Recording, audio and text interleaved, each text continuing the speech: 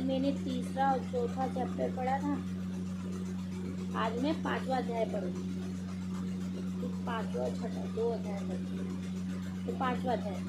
ऋषि बोले, प्राचीन समय में शंभु निशंभु दोनों असुरों ने पल के मध्य में आकर इंद्र का त्रिलोकी का राज्य और यज्ञों के भाग छीन लिए।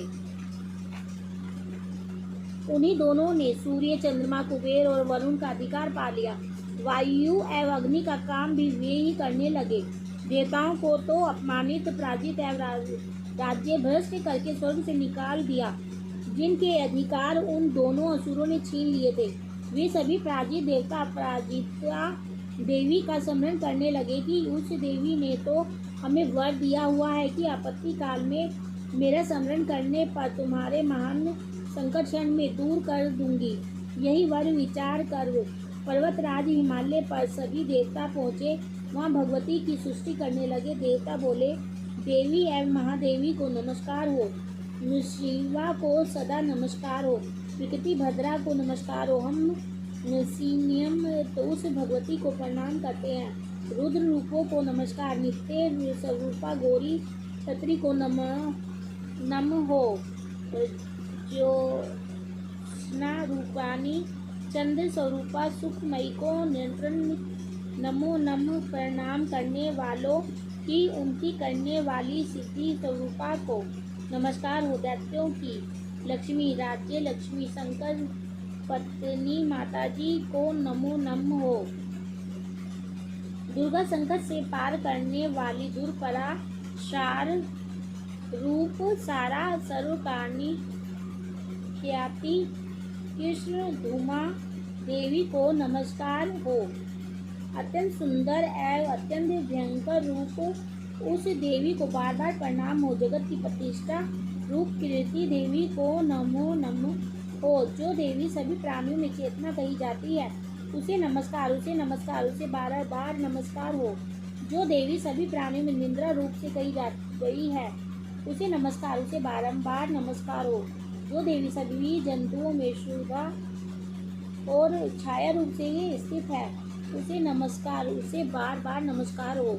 जो देवी प्राणियों में क्षमा, शक्ति तथा तृष्णा रूप से स्थित है, उसे नमस्कार, उसे नमस्कार, उसे बार बार नमस्कार हो। जो देवी सब प्राणियों में लज्जा, शांति और सदा रूप से स्थित है, उसे नमस्कार, उसे बार नमस्कार, उसे बार बार नमस्कार हो। जो देवी सभी प्राणियों में क्रांति रूप से स्थित है, उसे नमस्कार, उसे बार बार नमस्कार हो।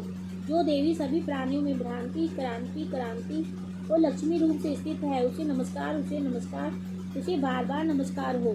जो देवी सारे जगत में व्यापक होकर चैतन्य रूप से स्थित है, उसे नमस्कार, उसे नमस्कार, उसे बार बार नमस्कार हो। प्राचीन काल में अपने मनोरथों की सिद्धि के लिए देवताओं ने जिस देवी की सृष्टि की, इसी प्रकार कई दिनों तक सूर्यपति इंद्र जिसकी सेवा करता रहा, वह मंगल रूपा परमेश्वरी हमारे मंगल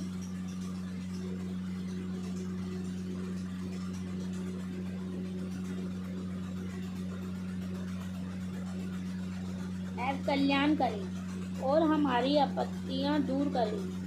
दुष्ट देवताओं से सेनापति हम संपूर्ण देवता जिस भगवती ईश्वरी को नमस्कार कर रहे हैं और जो भक्ति पूर्वक नम्रता के रूप स्वरूप मनुष्य द्वारा स्मरण की जाने पर उनकी सभी विपत्तियों का नाश कर देती है,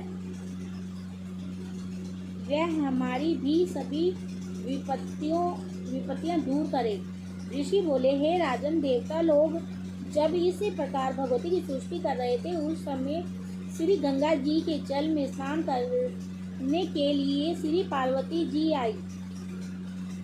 उस समय सुंदर भौहों वाली पार्वती जी ने देवताओं से कहा कि आप लोग किसकी सृष्टि कर रहे हो। तब उनके शरीर कोश से प्रकट होकर शिवा बोली, हे देवता, तो शंभु दैत्य से सताए हुए एवं संग्राम में निशंभु से पराजित हुए मिलकर मेरी ही सृष्टि कर रहे हैं। श्री पार्वती जी के शरीर कोश से श्री अंबिका जी का प्रकट हुआ। इसी कारण सारे संसार में कौशिकी नाम से प्रसिद्ध है। इस प्रकार जब कौशिकी प्रकट हुई, तब श्री पार्वती जी रूप में काली हो गई माँ का हिमालय में रहने के कारण इसका कालिका नाम विख्यात हुआ। उसके अनंतर शंभु के 9 कर चंड तथा मुंड ने वहां आकर उस अंबिका देवी को देखा, जो उस समय परम सुंदर रूप धारण कर रही थी। उन दोनों ने शंभु दैत्य को जाकर कहा कि हिमालय को अपनी क्रांति से प्रकाशित करती हुई परम सुंदरी स्त्री वहां बैठी है। वैसा उत्तम परम सुंदर रूप किसी ने भी कहीं देखा ना होगा। हे असुरराज, वह देवी कौन होगी? इस बात का आप ही पता लगाइए और ग्रहण करें। वह स्त्री क्या है? रत्न ही है। उसके तो सभी अंग बड़े मनोहर है। अपनी दिव्य क्रांति से दिशाओं को प्रकाशित कर रही है। हे दैत्येंद्र, वह तो बैठी हुई है। आप जाकर उसे देख सकते हैं। प्रभु, जैसे भी हो आप उसे ग्रहण कीजिए। ऋषि बोले। तब चुनमुन के वचन सुनकर शंभु ने महाअसुर सुग्रीव को दूत बनाकर देवी के पास भेजा और कहा कि तुम मेरी ओर से उससे इस प्रकार से कहना और इसी प्रकार का उपाय करना, जिससे कि वह प्रसन्न होकर अत्यंत शीघ्र ही यहाँ आ जाए। यह सुनकर वह दैत्य पर्वत के उस प्रदेश पर पहुंचा, जो कि अत्यंत सुंदर था। वहाँ ही देवी बैठी हुई थी।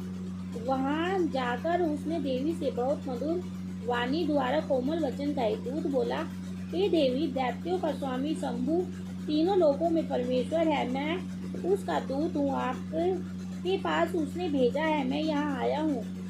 सभी देव जातियों में कोई भी ऐसा देवता नहीं जो उसकी आज्ञा ना मानता हो। उसने सभी देवता परास्त कर दिए हैं। अब आपके लिए उसका जो संदेश है वह मुझसे सुनिए। उसने कहा है, सारी त्रिलोकी मेरी हो चुकी है। सभी देवता मेरे अधीन है। सभी यज्ञ भाग पथक पथक करके मैं ही पा रहा हूँ। त्रिलोकी भर में उत्तम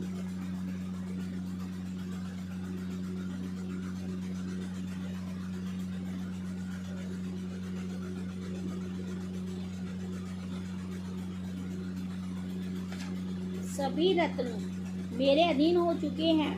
उसी प्रकार इंद्र के वाहन श्रेष्ठ ऐरावत हाथी को मैंने छीन लिया है।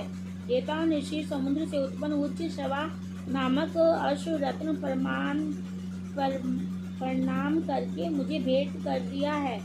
और भी जितने देव गंधर्व और नागों के पास रत्न रूप वस्तुएं थी, वे सब की सब हे सुंदरी मेरी हो चुकी हैं।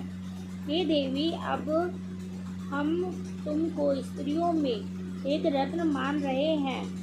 इस कारण अब आपको भी हमारे पास आ जाना चाहिए, क्योंकि हम तो रत्न के भोक्ता हैं। हम अब तुम्हारी इच्छा है, मुझे अथवा मेरे पराक्रमी भ्राता निशंभु को इन दोनों में से किसी को वर लो, क्योंकि तुम रत्न रूप हो। मेरे साथ विवाह कर लेने से तुम्हें अतुल ऐश्वर्य प्राप्त हो जाएगा। यह अपनी बुद्धि के द्वारा सोच लें, फिर मेरे साथ विवाह कर लें।